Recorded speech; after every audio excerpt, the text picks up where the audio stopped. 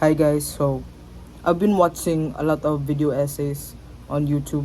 I've always wanted to try making one, so today I'm gonna be making one, and I think maganahan mo sa akong topic karon kay like it's very eye-catching, charas. I hope na you will listen pro.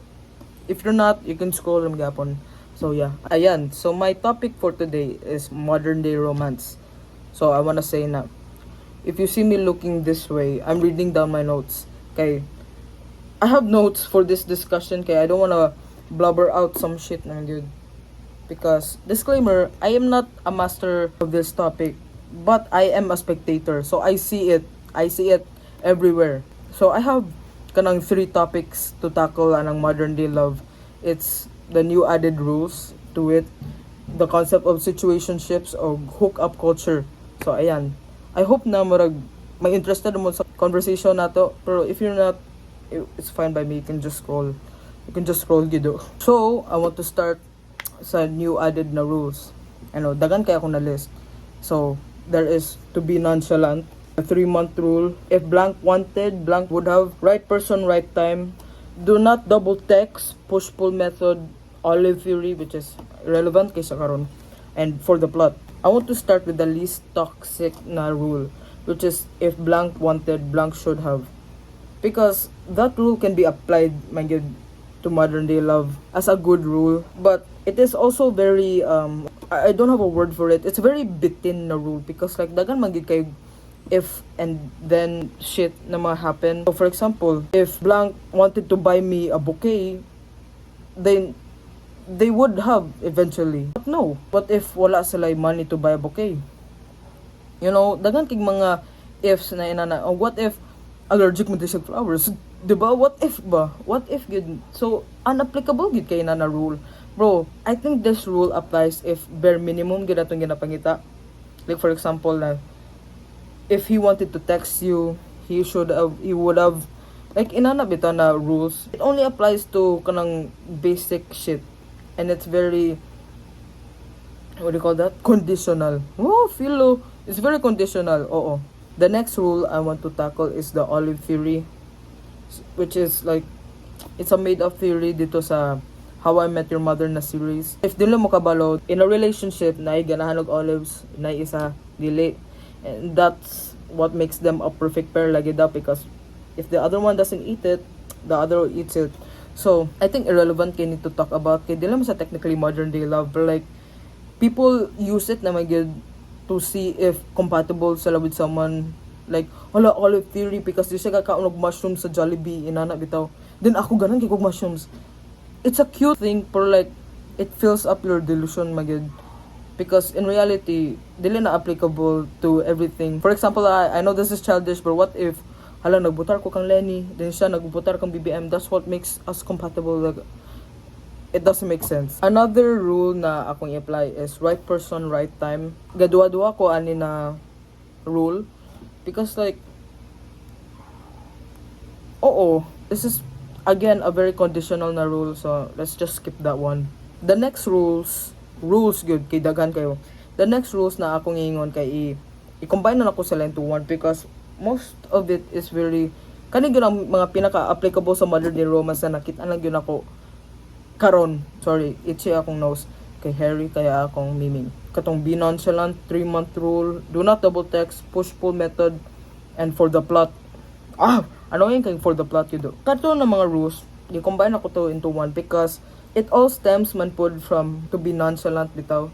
Because 3-month rule, you have to wait lagi daw. Do not ka lang be so eager, which is common sense naman yun na ba? If you like someone, do not be so in a rush to kanang to uyab them, to date them, to hold them down, inana. You really need to look sa mga other aspects of that person. Next kanang do not double text, again rooted from be nonchalant. If you really like a person, is it really embarrassing to double text? Kaya ako, I double text a lot. Because, I don't know, yapper man ko. As you can tell, push-pull method, ako guilty ko ani because I've done the same thing. And it's because I was childish mo, admitted ko ana. And like, ganan kay ko sa doomed romance na shit, like, That was back then. That's childish.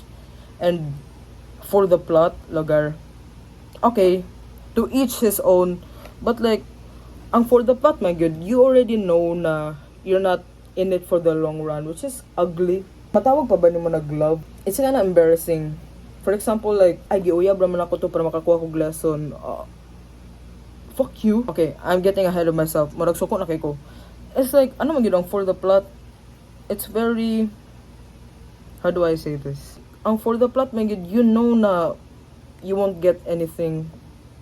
Para lugar na kay lore, para interesting ka na person, like, shut the fuck up. Again, this is all rooted from be nonchalant, which is, I hate that shit though.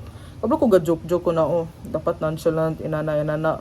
But if you really appreciate someone, and you start to develop feelings for them, or kung ikaw na magyod, ako talawan magid ko ang word na love, pero kung ikaw love na gyud kani mo ang person, would you be nonchalant pagyapon? Let's see it from a different person's perspective. For example, I heard na a person likes me, and if I see it na nonchalant siya towards me, I won't reciprocate the feelings, diba? Who in the right mind would like someone so careless towards you? Modern romance is so bullshit, dude. Those rules makes it so, it doesn't make the love authentic. It doesn't make the love authentic anymore. It's like you're playing a game na. It's embarrassing. Mura ka got chess. When it comes to love, my god, you have to be dumb. Yeah, you have to be dumb. You have to be stupid. Because that's your genuine self. You do what you can to kanang love the person. In my perspective, people are dreading embarrassment na to the point na they don't show 100% of themselves sa ilang significant other, and then they question din na, why am I so unhappy na maunta ko relationship? Yes, because you got that relationship out of lying to yourself, lying to your significant other, because nag-nonchalant ka, because nagbuhat ka sa do not double text, sa 3-month rule. Fuck you, just be genuine. If you like the person, shout it. Like, just do it na lang you do. Just do it, because time is so small. Like, if you think about it, I'm so scared of losing time. If I like someone, I'll show it. I have a crush right now, and if like naa siya in front of me, dili ko ga-act nonchalant. I just become quiet because inana gid ko katalawan. I'm not forcing myself to be nonchalant. Dili ko gapaan ay una akong crush. Oh yeah, I don't care. Inana, the fuck I care. That's why I'm shutting the fuck up. Inana, because maybe gusto siya sa quiet time. Pero ayun, fuck the nonchalant na mga shit. Be chalant. Ayan. So, the second topic na akong i-tackle is the concept of situationships. You already know what's a situationship. It's more than a friendship, but less than a romantic relationship. I have issues with it because nakoy 3 kabuka reasons. Ay, 4 day. Oh, nakoy 4 kabuka reasons. Ibasa na ako akong list na akong gimo. So first, it normalizes low standards. And then second, it praises bare minimums. Third, it is the reason why us as a society have grown to be delusional good. And then fourth is, call it nothing na lang. It's not a relationship, then it's nothing. Wala man nagkamo. I'm sorry. I know nakaagi na mong mga situationships sa mga people na nag-watch ani. It was nothing, it is still nothing, so don't call it anything. Actually, dili gyud low standards ako nga na.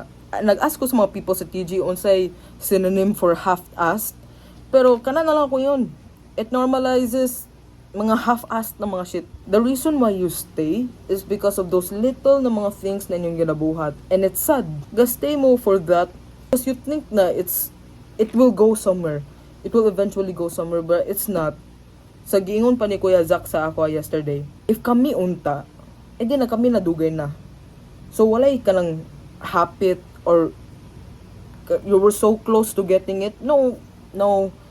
It's either you get it or you don't. So ano mga situationships, get out of it na good.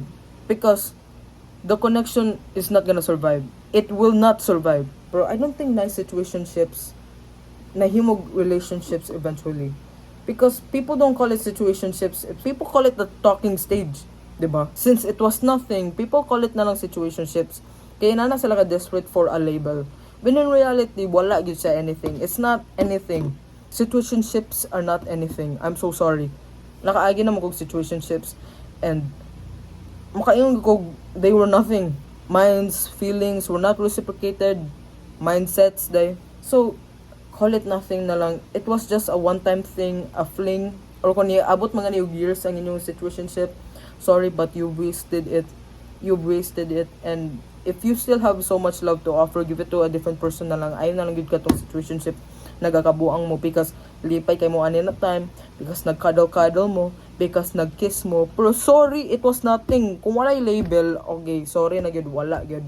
If it was meant to be, kamo na unta. And last na ako na topic is hookup culture. I think naapa na sa una ang hookup culture. I'm not saying na it's modern day. It's just karon gina normalize na siya. Dili na siya taboo. I don't really care sa mga fubu na mga shit. To each his own. Go lang. Use your body. If kana inyong gusto, go. Pero, sabot sa mong boundaries. Kana gyud ako ah.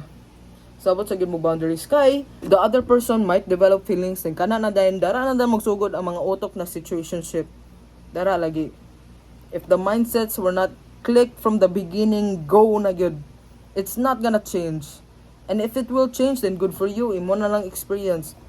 Maybe na mga people dara nakaagig situationships or kanang mga hookups na they went to long-lasting relationships, good for you. But that's not 100% to a lot of people. So, do not be so marupok.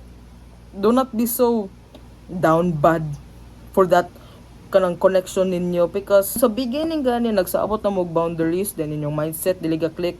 Gusto sa fubu, ikaw gusto kag something more hawa. It's so easy to say, no? Like, hawa na dira, inana. Kablo mo ikaw lisod. Pwede yun sa buhaton, dahil naghihugma man yun ka. As much as possible, do not let that energy foster sa imo. As much as possible, go when you still can. Mintras dili pasakit ka ayo. Ay, naraba. Oo, natin ko yung notes sa akong hookup culture. Nayayap na ko daan. It minimizes the meaning of sex. Sex is such a beautiful act you can give to a person. Because, first of all, vulnerable kay mo. You both are naked and afraid. Di ba show na? Naked and afraid? There's so much history bitaw that kanang you carry sa imong body alone. It's the only time na a person gets to be that close, so intimate with the person. And then hookup culture, ano mo ko kailakon? I'm not though. Hookup culture minimizes that beauty of sex. Dili man na scary sa uban tao na you just give into it so easily. I don't know, for me it's scary. Dili na ako i-go into detail, pero yeah, hadlok yun siya. Dili good body count akong pasabot. Ang pasabot yun is, if a person like that, and dili may parehas og utok when it comes to sex, or feel niya na ang sex is just like a natural thing, person in a relationship does, I don't want that. As much as possible, I want to be sure with the person I'm with, to know na I trust them, to know na they are also feeling the same fear I'm going through. Dapat na I trust na ay gapon mo yung sense of the same mindset na you guys are going into this because of love. Sa itong modern day culture mo, ginapass around na lang ang sex. Again, dili ni body count. I find sex as a lost art na bitaw. I don't know. Maybe lahi yung tag mindset ani, pero So, to close this video essay, I'm left with a question. Was old romance better than modern day romance? And akong answer ana is no. Hell no. Naman pod bad sides sa old romance, the abuse. And if you look at old movies, grabe gid lang pag-romanticize sa cheating. And I understand magid kay back then, their goal was to survive. Their goal was to graduate, marry, kids, inana house, inana bitaw the basic necessities. Our generation is scared of feeling negative emotions so much na to the point that we have so much rules, so much things, so much newly added words to dictionaries na okay, call it as you want. Inana. I appreciate man good old. I also appreciate new, the modern day. Pero usa akong point ani din na video essay. Ako mo, you can really see the cultures shifting. Dapat yun. Ang laway yun rules. Ang pagigugma, dapat bation na yun na nimo. Go with the flow ra yun ka. Nung sa di ko, na mo kog love therapist. Dili lang yun kay, yapper lang yun ko kay. So, ayan. So, niubos akong tingog kay nag-reshoot ko. Kaya na-notice na ako na total yapping gito akong gibuhat sa previous na ako na video. And murag, lisod kay pagkakat. Kay sige kog But yeah, ayan. Go with the flow. Do what you do what you love, and then avoid uncertainty. I mean, di naman pwede pa. Go for it na lang. Ako bitaw. I'm not an expert. Go for it. Ayan. Good night.